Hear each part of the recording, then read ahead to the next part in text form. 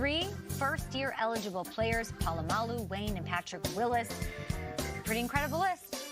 Yeah, Troy Polamalu, if Ed Reed gets in first ballot, Steelers fans are going to argue and say, well, Troy Polamalu definitely deserves to get in if Ed Reed does. That was always the debate of their generation, Polamalu or Reed. There's a lot of names here that have been on the list before that are finalists. Patrick Willis. And Steve Weish, Jim Trotter, and Hall of Famer TD broke it down. All right, so we know who the 25 semifinalists are for the class of 2020 to join you in Canton, TD. State your case, Jim. Who's the guy you're pounding the table for? I'm going to stump for a position that doesn't get a lot of respect, in my opinion. That's interior offensive lineman. I'm going with guard Steve Hutchinson. He's a member of the all-decade team of the 2000. He played 12 seasons, blocked for an 1,100-yard rusher in 11 of those 12 seasons. He was so good, Steve, that when he was a free agent, the Vikings put a poison pill in his contract so that the Seahawks couldn't match it.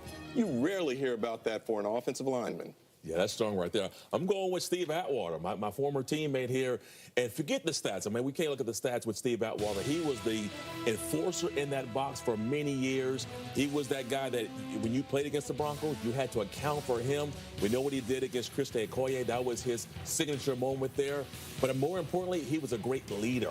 And playing with him and knowing how impactful he was in games, Super Bowl 32, watch what he did on the football field. And I'm going to pile on to the safety position where we think Troy Polamalu is going to actually get it. Darren Woodson, the safety for the Dallas Cowboys, he deserves to be at least in the discussion with the finalists, okay? Only 23 picks, but you talk to coaches, even today in the NFL, and they will tell you that Darren Woodson was one of the smartest, most physical forces at safety that they've seen. All right, Jim, you are a Hall of Fame selector. Which one of these semifinalists is going to have the biggest discussion when you get into the room? And so it's got to be someone who's going to make the 15 finalists. Absolutely, and I would say to you it'll be Tony Boselli, the offensive tackle from the Jaguars. From this standpoint, his talent is unquestionable, but for some voters, longevity matters. And when you look at the last 5 offensive tackles who have gone into the Hall of Fame, if the memory serves me right, they played at least 168 games. Tony didn't even play 100 games, and therefore, he will get the longest discussion, I believe. But he absolutely dominated. Absolutely. You know, you've had that term of discussion stuff, TD, but he dominated while he was career, there. But he was dominant. All right, good stuff. More on that in a bit, but congratulations, of course, to all the semifinalists. What's it like to see dudes from your era become eligible for a gold jacket? You know, it makes me feel better about my career that I went up against some of the best in the business. Reggie Wayne was the definition of excellence powered by consistency. And then Troy Polamalu was just beautiful chaos. He's very intelligent, quiet. But I would see him come up to the line of scrimmage, spin around, run to the opposite side of the field, and get an interception. And then the next play, jump over a line and time the snap perfectly. You know, Troy Polamalu was one of those individuals that I watched in awe while I was on the field in the slot. I appreciated him more than ever. And then he didn't do the whole, like, it's all about me, social media. I don't even think he watched TV. It was just all about the most humble superstar outside of Calvin Johnson that I knew in the NFL. Fascinating guy, too. I got to talk to him once ago. He prays in the middle of plays as he's running around field. He's praying, like, very, very interesting dude. Can I just do my 2 seconds on Steve Tasker?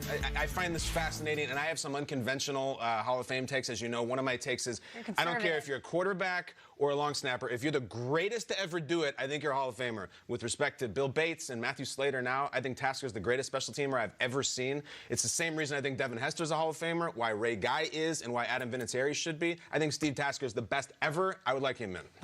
That's my thing. What do you make of this class, this potential class? There's a lot of guys who've been like 3-time semifinalists or guys who weren't semifinalists last year that are now. It's like, it doesn't feel like it's that Randy Moss, Brian Urlacher, you know, the guys that we grew up. T.O. And which makes it even more fascinating class, because how do you try to say, okay, Hutchinson, yes, but then maybe Isaac Bruce and all these guys, like, there's a lot of players here that are all kind of in that same category. I've been waiting for their opportunity, and next year the class might be star-studded with all-pro guys that we've thought were slam dunks.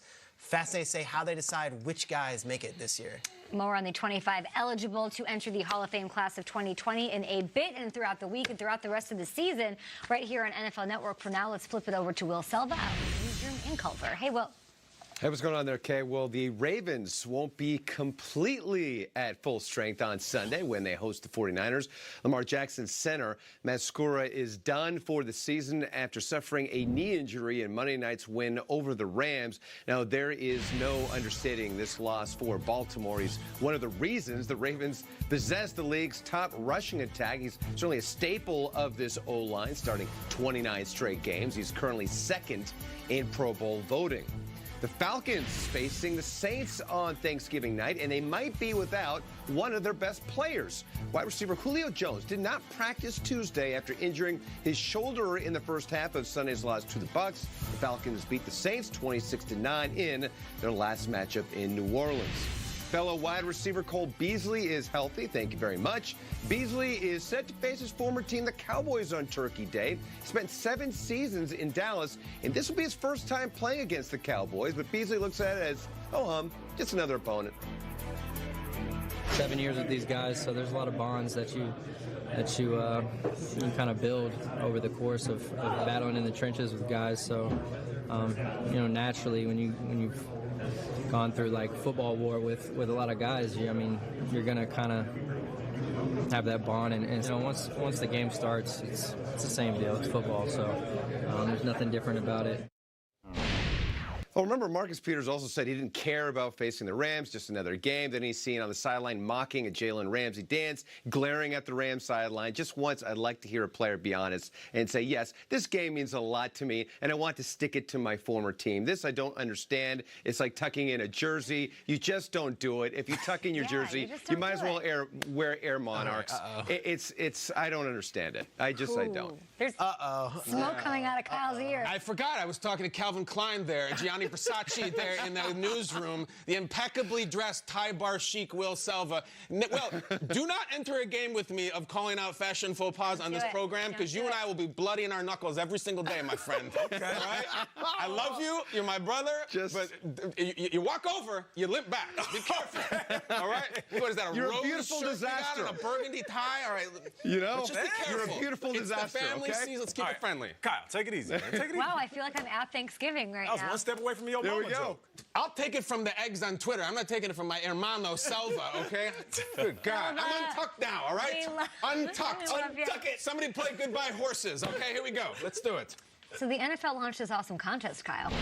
It's the Next 100 Super Bowl contest, okay? Nationwide search for the next generation of superstars, ages 9 to 12, to appear in this year's Super Bowl commercial. Like, what? This is a real thing? And you get to go to the Super Bowl in Miami?